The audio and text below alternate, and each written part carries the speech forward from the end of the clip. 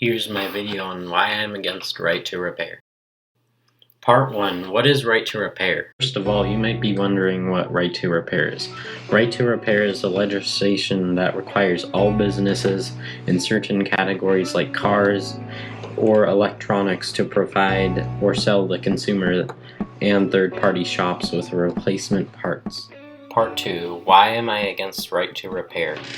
You may think that I'm not smart because I'm young, but I believe that businesses should have the choice to sell whatever they want to the consumer. If the consumer wants right to repair, they can boycott the companies that don't support it, and eventually, if a large amount of consumers participate, then the companies would either go bankrupt or they can choose to sell the parts and the consumer will enjoy that.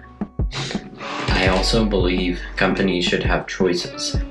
For example, in California, masks were mandated, but the mandate was eventually ended because people wanted the choice to wear it or not wear it.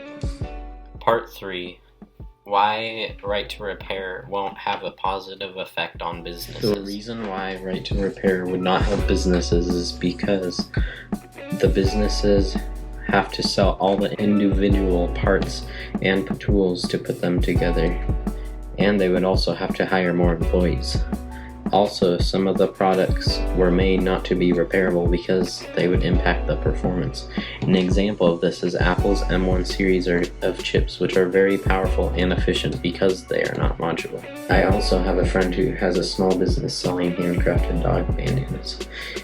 If she was required to participate in right to repair, she would have to sell each individual part, like the part that holds a bandana on the dog, or the bandana part itself. It would not help her business because she would most likely have extra parts sitting around because no one needs them to be fixed because they are well built.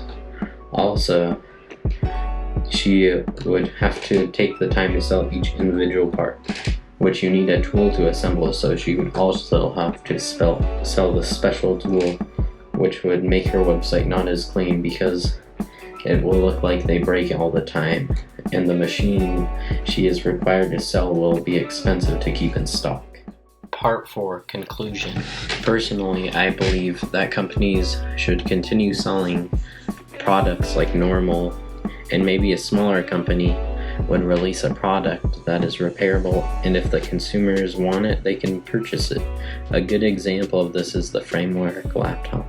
This laptop is great because it is well built and the company sells every repairable part individually.